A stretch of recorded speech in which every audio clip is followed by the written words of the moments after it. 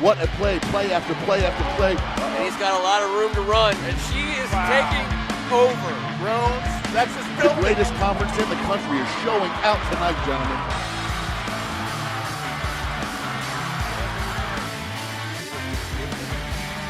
I cannot believe it. That is the greatest high school football game. Thank you so much for being with us on a Tuesday night. Back after a week off.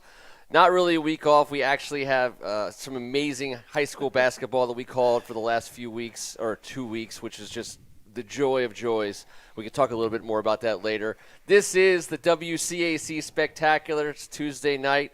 That must mean he's Tim Strachan. I missed you guys. I know it's only been 1 week off for me, but you guys got to see some basketball. Yep. You had a little fun without me, but that's all right. He's Kevin Ricca.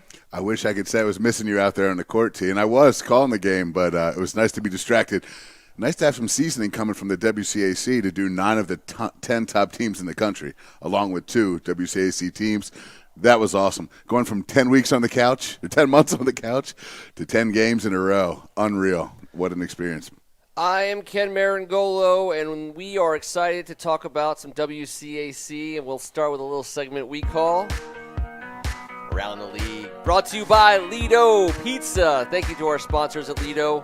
Let's get started out in College Park, where PVI alum Ashley Owusu is killing it for the Lady Terps, named Naismith Player of the Week, number 15. Getting it done for Brenda Fries. I like turtles. Oh, yeah. Washington, D.C., St. John's, Amanat Hansberry is named the 19th ranked prospect by Rivals. Kevin, why don't you put a little Hansberry jam on that sandwich? Summer's about to catch one. Fairfield, Connecticut. Elizabeth Seton alum Adrian Haygood passing 1,000 points. Congratulations to the Roadrunner getting it done up north. Heading on down south where DeMatha stud DeMarco Hellums started at safety and special teams for the Alabama Crimson Tide. Got 4 tackles, had himself a game, showing up on the national stage from Hyattsville, Maryland. Been fun watching him grow up. He'll be playing on Sundays. He's about to blow up. Whew. Head out west, Grant Donaldson, DeMatha Stagg. Coming out of Air Force Academy is going to be a pilot. Congratulations. And we have nothing but our deepest thanks for the service you are about to provide our country. One DeMatha Stagg out. How about a good counsel Falcon in? Trace Campbell from Olney, Maryland. Falcon committing to the Air Force Academy to play linebacker. I know how much he wanted to play football this year at the WCAC, and I'm excited. He's going to be able to put the helmet and pads on, and he's going to do it in Colorado Springs. It's interesting that he had to announce it was going to be linebacker, too. That's cool. That's fun. O'Connell grad Matt Lewis, CAA Player of the Week, getting it done for James Madison behind the three-point line. Love, love, love seeing these WCAC kids shoot such a high percentage. That's awesome. 9 for 12. That's Keith Feeney-esque. Darren McClinton-esque. I was going to say, that's Darren's guy right there. It is. How about going back out to PVI where the girls swim team plays first, the Northern Virginia Catholic Invitational. The championship was held on Saturday. Seton, St. Gertrude, Oak Crest, St. John Paul the Great. Their boys team plays second. That's captains Emma Vandal and Lainey Brown accepted the trophy. Way to go, ladies. WCAC not all the way shut down. We'd like to thank our sponsor, Lido Pizza. They are square because they don't cut corners. We don't either. Even though it's around the league. No, it's around the league. It's kind of like we get every nook and cranny of it. We do. And I try thought, to. Hey. Even though it's breaking news, it's not quite official, but we do feel good that the Washington football team is about to hire somebody from our backyard, Marty Herney. Oh. I mean, okay, so he went to good counsel. He's a good counsel grad, but also. Well, he started at St. Jude's. I mean, this goes all the way more back. Local than that. No, St. Jude's, a good counsel Falcon. I mean, a Catholic University Cardinal. And then he starts his career off with Bobby Breathard in town right here. Yep. I'm so happy. This is a great guy. He also handicapped the ponies for the Washington Star. I don't know if you guys knew this. He was a CYO basketball coach while attending Catholic University for the St. Jude's parish, and I know that because my dad was running the CYO then and loved their conversations. This is amazing. I think he should be fully embraced. This guy's done nothing but have success, and what an interesting guy. I think we should be fast friends. We're going to be fast friends. I'd like to suggest that we're going to have him on. Does not he on Thank know God this? It's Tuesday, but the WCAC. I think he's a WCAC guest. Yeah, he doesn't know this, but it is our duty to inform him. And just so everyone's clear, come on back in about an hour from now when we'll be doing the Thank God It's Tuesday, which is our Washington Sports Anchor show, where we will be covering this, and which want everyone to understand there's only one man in charge in Washington, no matter what title you give anybody you bring in, and that's Ron Rivera. He wears the hat, the only hat that counts. And if he says Marty Herney is good enough to hire, then it's his call, and I'll go with that. It's who he's going to work with hand in hand moving forward. Yeah. For a coach-centric operation, Coach-centric. Let's let Coach go ahead, and he's been pretty good with his decisions so far. I couldn't agree more. Speaking of making good decisions, so we're going to have an awesome slate of guests on this show, and we'll announce some of them as we're coming through. But we've been on the court side for the last couple of weeks, watching some amazing high school basketball, which I can't wait to talk more about in the coming weeks, and we can't wait to bring you some of that. But our director, Luke David, had an idea, and we said he's making the good decisions today because he thought, why don't we do kind of a New Year's get Kevin uncomfortable for a Tuesday night? You can see he's in a T-shirt because he's already starting to sweat. Just saying, we're gonna let's play a little WCAC. It's like a cross between trivia and This Is Your Life WCAC and how can we make Kevin uncomfortable? Because isn't that the goal of every Tuesday night? Why wouldn't it be? Why wouldn't it be? All right, Luke, what do we got? Let's get this thing started. Nationally, what WCAC sport is the most excellent? Kevin, I'm going to let you go ahead and go first. Oh, I'm glad you got me first on this one because it's an easy question. It says is, and that narrows it down to about 4 or 5 sports. So I'm going girls basketball. We have the number 1 player in the nation, hands down. The last 3 years between Paul VI, McNamara, and St. John's, we've had top 5 number 1s. We've had number 1 play number 2. It's ridiculous. AZ Fudd, hands down, she will carry the torch for women's basketball through UConn and into the future.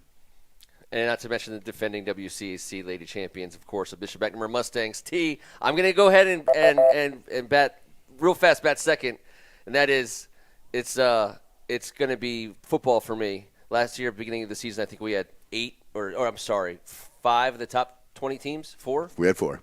4 of the top 20 teams in the country. I'll say boys football. No, you you can't argue with either of those, but I'll just go ahead and back the boys basketball, right? I mean, for the same reasons as football, these guys have to play each other every single year, twice a year. And then again in playoffs or in the championship. So it's hard to find any conference. It's easy to find a team or a bunch of teams that are nationally better, higher ranked than any of the top teams in the WCAC, but the conference as a whole, it's so hard to find anywhere else in the country where they're playing that kind of competition. Now, I think we're supposed to get all 3 of us in before the Jeopardy song. So 20 seconds each. 20 seconds each. Let's go. Let's get the next question. Most legendary boys coach not named Wootten. So since we took Morgan off the table, T, I'm going to let you bat lead off for this because Morgan, is this the obvious, easy, slam dunk, no-brainer answer? Well, and this is sport neutral, right? Doesn't have to be. So I'm going to keep it at DeMatha, of course, with a guy who's there right now in Bill McGregor. I mean, you're talking to a guy who has dominated the sport as the head coach, won more championships than anybody else, and is still at it, and at it at a high level. And then besides that, I have the personal experience of what he's done off the field. Kevin? I knew you were going to go over your time. Hey, I played for the legendary Joe Gallagher, and this isn't a comp, just a fact. He actually hired Morgan, his first job in the WCAC, as a JV basketball coach and teacher at St. John's. I do have the pleasure of being the youngest person to play for Joe Gallagher. He kept me around that last year to guard Dave Cox. I was a freshman, and I watched him do what he always said he would never do, lose at a party. So I'll back cleanup, and I don't think, it's tough competition. Bob Malloy just comes right to mind because of his win total and his success in the WCAC. It's hard not to say him. I think Marty Favret deserves recognition in the conversation because of how many lives and how many schools and how many teams he touched, and also because of how great he was on our show. I love Marty, but what have you been drinking, Got to go man? Moss Collins He before was an Marty. assistant Before coach. Bob Malloy? Marty. Before Bob Malloy? Yeah, I think so, Okay. for tenure. I have no problem now, with that. Bob No problem Malloy with had that. a great history as a coach, but a lot of that was spent at Springbrook. Yeah, I think you it wasn't guys. I in think the you guys covered all WCAC. the best answers. That's. I just want to throw a shout out to a great interview. Go ahead, Lou. What's this shot, by the way? This is the tea. I don't like it. If you had to coach a I like sport it. that you didn't play at a WCA school that you didn't attend, Kevin Ricka. Well, let me work my way through this word problem. Yeah, can we I'm keep not it up sure there, Luke? Because if I had to I know. there's Can I go commas first? and there's- Can I go first? Go ahead. Yeah, T. go ahead. Yeah, lead I us would off. hands down say Gonzaga rugby because it is the best in the nation, year in, year out, and they take incredible trips abroad. Hands down, that's what I'd like to do. I don't know anything about rugby, though, but I always want to be a part of the best. I think so. you'd be great at it. I'm sure. do you? I do. All right, I appreciate that. I think you'd be great. A natural. Thank you. Kev? I think you're up next, to be honest. But listen, DeMatha basketball. Come on. You want to coach the point guard from DeMatha? You want to be the point guard at DeMatha? Don't we all just want to be Terry McGann at some level? Isn't that what it all adds up to? Be Terry McGann. So you took my answer, right? Would you still have some more Sorry, time? Dwayne, and You played basketball. It's got to be a sport you didn't play. This question really threw me off the rails. I was having a very hard so time. he's got to give his glasses. I know, I do. I can't see the question. It's only on a 25. So I guess A that sport you didn't play. I'll get you off the hook and give you another second too, because for me, I didn't play football, and even though they were my rivals, I always considered them my biggest rivals. The interview we just had with Brian Westbrook has been lasting on me. I've been thinking about it a lot. I love everything he said, and he convinced me that if the answer to this question for me is DeMatha football, and that it's almost sacrilege, but that's how much Brian Westbrook impacted me when we talked to him 2 weeks ago. Ken's really impacting me tonight. I'm just Try telling you that. What? Take two. Take two. Oh, I'm good, man. Okay. A sport you didn't play that you'd like to coach. I played football, basketball, and baseball. I'm trying to think of another sport here. You'd be a great There's softball coach. hockey. Hockey. There's Okay, hockey. polo. I want to coach hockey. That would be like a Disney movie. Did you say polo? Yeah, You said there's water polo? There's water Straight polo. go There's with all hockey. kinds of sports. I will Straight to play- video. Hockey somewhere. Straight to video. Kevin Ricka coaches the hockey team. Somewhere. This is like Emilio Estevez, Mighty Ducks. It has to go to Emilio Estevez every time. Fabulous home version. I'll watch it. Greatest boys upset in the history of the WCAC. Now, this one was hard for me to figure out. Kevin? As opposed to the last two? It's easy for me. 1995, the St. John's Cadets, who wound up being 3-7 that year, beat the DeMatha Stags at St. John's. DeMatha was top 5 in the nation. They had Westbrook in the backfield. St. John's had George Gareta playing left guard. Brian Calabrese, the quarterback sneak. Final seconds, ball squirts out to Brian Gavigan, who goes around and 35 yards. SJC wins. At the buzzer. T? I don't know if it was the biggest upset, but for me personally and my family, it was a huge upset. It was the 1986-87 season. St. John's was playing DeMatha at the old Blair High School, and came down to a controversial call at the end of the game. In fact, Tracy Bergen was taking an inbounds pass, lost the ball, and my brother was playing the point guard for St. John's at the time, Pooh Strachan, as he's officially known, took what we all thought was a charge, but because Tracy lost the ball, it was not considered player control. Pooh got to shoot 2 free throws, sank them both, beat DeMatha. It was a huge game. It was awesome, and a lot of people, in fact, have argued that it was one of the best games that's been played in the WCAC. Don't know if it was the biggest upset, but an exciting game and a family heirloom. So, And can I just add? please. Pooh Strachan had a little procedure today. He's at home resting. Glad you're doing well, my brother from the same mother. get well soon, bro. Take your guess at the procedure off the air. He just had a little, Greatest girls upset in the history of the WCAC. T? Greatest girls upset? Yeah.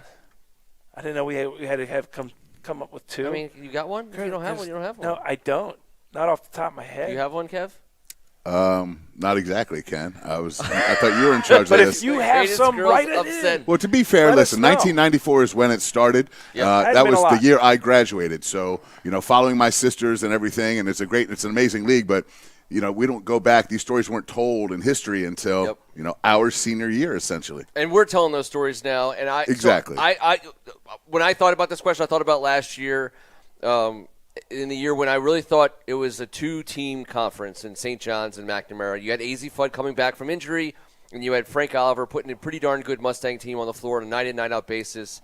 And if you remember, PVI, who has good talent and they're well-coached, I think they got a couple wins. They might have beat St. John's and McNamara in the regular season. They did. They were also top 10 in the country. I understand. But by the end of the season, they weren't. And they probably shouldn't have beaten, in my opinion, probably shouldn't have beaten those two teams.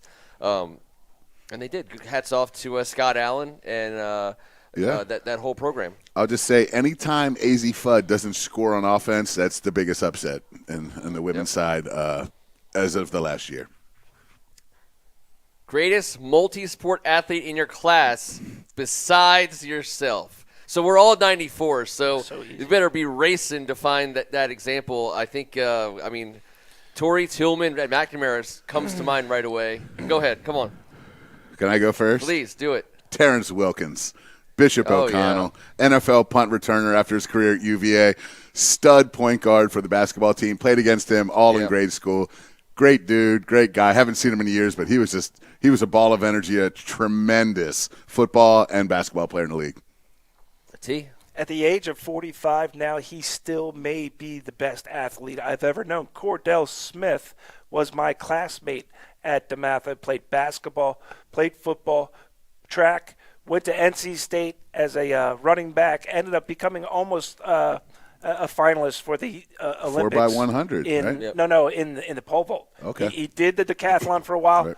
Settled on the pole vault, almost went to the Olympics, without a doubt. Not only a just class act athlete, a class act person too. So am I just like totally kissing butt by saying Jeff Clay for Of course you are. Multi-sport. Because he probably paid you. He probably gave me a couple shillings. Marty Favret, Jeff Clay. There's a theme to this. Yes. Well, Jeff Clay, there's something going on. He technically played more than one sport. Technically. After my team knocked him out of the CYO semifinals in basketball in 8th grade, never again was Jeff Clay a two-sport athlete. Sorry, Jeff. He's not pictured in any team roster. It was the way it was supposed to happen. Okay. Does chess count? He was on the chess team. How about Malcolm Johnson? I'll go with staying with the Gonzaga thread. Malcolm Johnson. And I'm sure I already said Tori loves Tillman the endorsement. You're just throwing it out there. Did he get his honorary degree from down there yet, or are we working on it? Casey O'Neill, he's settled something under the table. Thanks, Casey. I do not want to see what that was a picture of. Had nothing to do with Pustrakin's procedure. Luke, what's the next one? Most painful loss in the conference. Personally? Yeah, personally. Oh, Jesus, Luke. Does this come This is like some Roy Firestone stuff, by the way. Like, I got tissues over here. Let's see it. Let's hear it. I'd say it was our loss to Carroll regular season junior year. What would that have been? 1992 season? Is that right? Yeah. The regular season game, losing to Carroll. It was a huge game locally. Two top teams with what eventually became 32 Division I players and 4 draft picks amongst the two teams, and we lost that regular season. That was our only loss that year.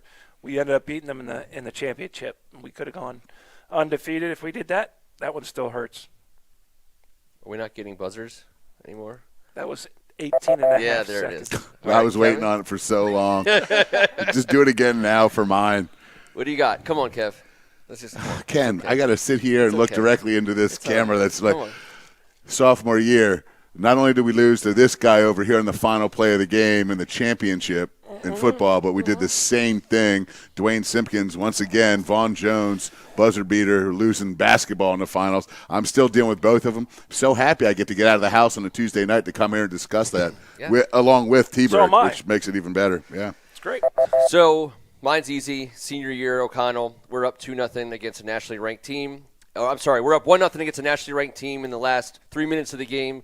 They had a team that never practiced. They were a club team. They showed up for games and beat everyone's ass every single time out. We went up 1-0, and in the last 3 minutes, they had two guys who went on to play professionally, and they scored 2 goals in 3 minutes. It made it look easy. We're kind of like, well, why weren't you doing this all game?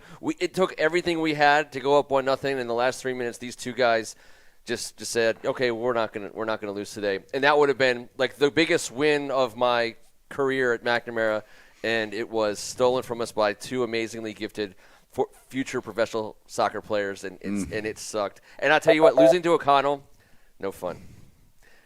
All right, what do we got next? Last one. Most important thing that you took away from playing sports in the WCAC. Anybody? T? You're always good at this. You lead us off here. I think of how lucky we were to play with and against some of the people that we played with and against. The friendships you made, the rivalries you made, talking about them years and years later, and having such a huge impact on our lives. I think that was big for me. It was absolutely. It's one of the things that we get to reap the benefits of now, being courtside and having some of these coaches and parents and people that were part of your life since the mid-'90s come up to say hello. That's what it was, the camaraderie, the ability to create these relationships, not just at your own school but all around the league.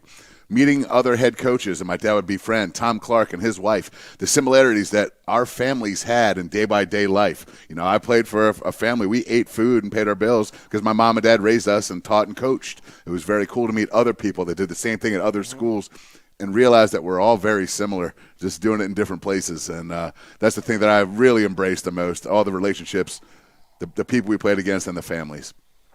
For me, it was putting on the same colors and name on the front of the jersey that my dad did, and 20 plus years later, I didn't play the same sport that he did, but I came home every night wearing maroon and gold, and I know it put a smile on his face. And the thing about McNamara sports, which I'm sure you guys share as well, is to me it taught me you get out of stuff what you put into it.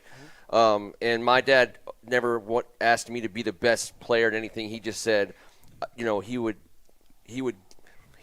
knock me sideways if I ever came off the field without giving everything I had. And he knew what that was, and I knew what that was, and so I never did it. I always left it out there, and that was my promise to my dad, and that was my promise to my teammates.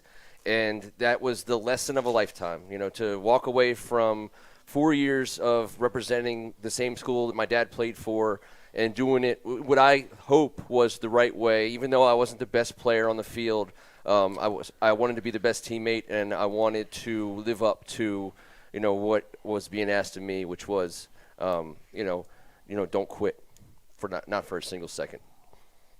I'm going to get you some tissue over here. That was not 20 seconds. There it is. We got the buzzer. Whew. All right. Man. Well, we were the guests tonight. We got it through. We did. That's good. But, Luke, we got a – oh, yeah, we do have a special shout-out to our brothers out in Hydesville. Team. Yeah. We lost a good one. We did. John Moylan, former principal and principal emeritus at DeMatha, spent 40-plus years giving himself back to young men and their futures and help shaping them to be who we became. And it's a sad loss, double down with Morgan passing a year ago.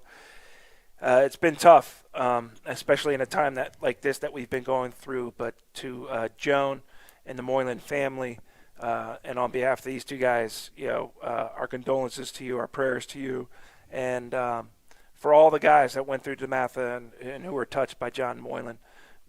There's no words to talk about it. We know what he meant to us, and we know what he meant to DeMatha, and our prayers and thoughts also just go out to the entire DeMatha community. Absolutely, well said, T. And to all of our friends out in Hyattsville, we're thinking about you. We got one last one for you, WCAC in the community action. We want to give a shout out to the good folks down on I Street. There they are doing the freshman father-son service project. Recognize some of those names, some of those faces, a couple former alumni and their kids helping stock the Capital Area Food Bank. This was done right before Christmas. They did a little remembrance of the salute to service here for MLK Day yesterday. So thanks to the Gonzaga Fathers Club for organizing that event and for showing the rest of the folks watching us, WCAC community, making sure everyone knows and remembers why we do what we do and what's most important, especially this time of year and especially during these times. So thank you to the folks at Gonzaga and obviously to so many other schools that are doing similar projects and efforts. Please, if you guys have got that kind of stuff going on, send them over to us. Let us know what's happening. We'd love to share that information with everybody. First Amendment Sports at gmail.com. We're also on Instagram, First Amendment Sports, Twitter, First Amendment Sports. Click the logo right on the bottom of your YouTube channel. Be a free subscriber. You get information, updates of all the things we're up to. I want to say thank you on behalf of First Amendment Sports. He's Tim Strachan. It's been great. Good night. We'll be back with some great guests, but glad to be here talking about this sports and seeing the kids getting back in action, too. That was awesome. Yep. Kevin Ricka, sorry. Kevin Ricka. I like it. Kevin Ricka. We'll work on a different nickname for next week. I had a blast watching our guys play. Hey, got to see Politics in DeMatha.